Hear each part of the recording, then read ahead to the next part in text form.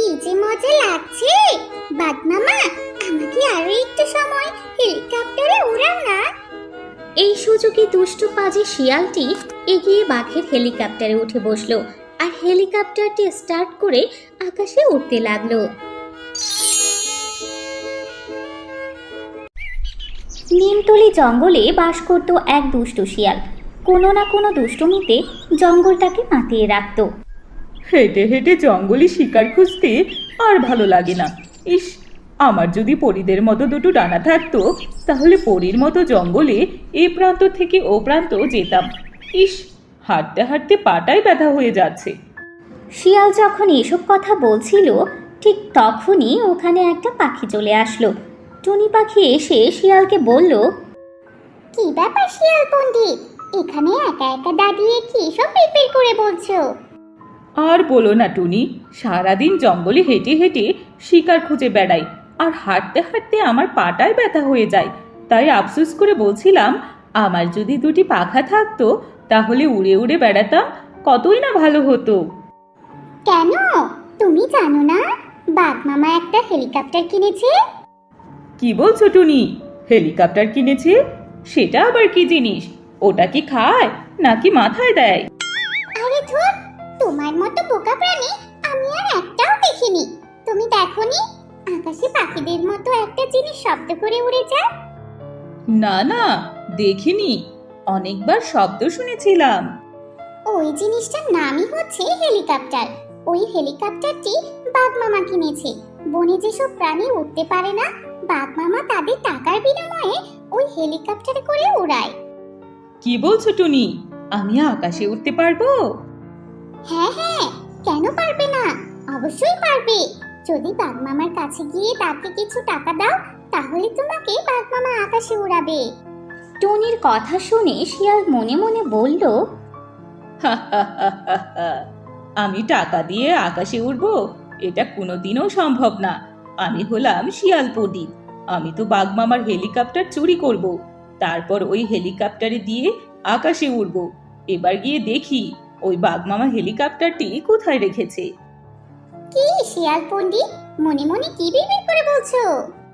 আরে না টুনি, তুমি এত সুন্দর একটা খবর দিলে আমি সেটাই ভাবছিলাম। হেলিকপ্টারে চলতে কতই না মজা হবে। আচ্ছা ঠিক আছে টুনি, আমি এখন বাঘ মামার ওখানে যাচ্ছি।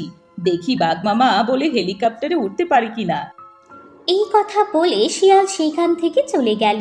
আর এদিকে ছোট্ট টুম্পার অনেক দিনের ইচ্ছে হেলিকপ্টারে উঠবে, তাই অনেক কষ্টে টাকা জমিয়ে বাঘমামার কাছে চলে আসে। বাঘ মামা, বাঘ মামা, আমি হেলিকপ্টারে উড়বো। আমাকে তুমি হেলিকপ্টারে উঠাবে? হ্যাঁ হ্যাঁ, এই হেলিকপ্টার তো তোমাদের চলার জন্যই নিয়েছি, কেন উঠবো না? কিন্তু টাকা ছাড়া এই হেলিকপ্টারে কাউকে উঠতে দেই না। বাঘ মামা, আমি অনেক কষ্টে 2000 টাকা জমিয়েছি। এই 2000 টাকা দিয়ে তোমার হেলিকপ্টারে চড়াও না বাঘ মামা। আমার হেলিকপ্টারের ভাড়া তো 4000 টাকা। আচ্ছা, তুই যেহেতু অত কষ্ট করে টাকা জমিয়েছিস আর হেলিকপ্টারে ওঠার ছক করেছিস, চল আয়, আমি তোর 2000 টাকাতেই হেলিকপ্টারে উঠাবো।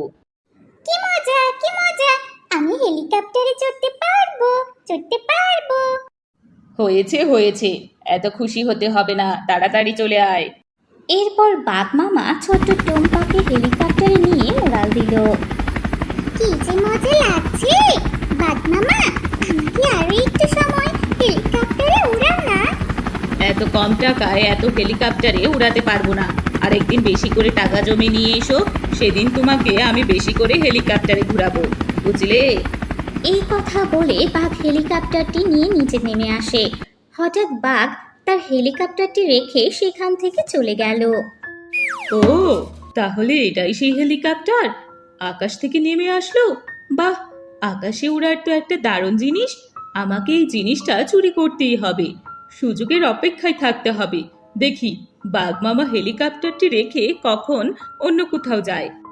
এই সুযোগে দুষ্টু পাজি শিয়ালটি এগিয়ে বাঘের হেলিকপ্টারে উঠে বসলো আর হেলিকপ্টারটি স্টার্ট করে আকাশে উঠতে লাগলো।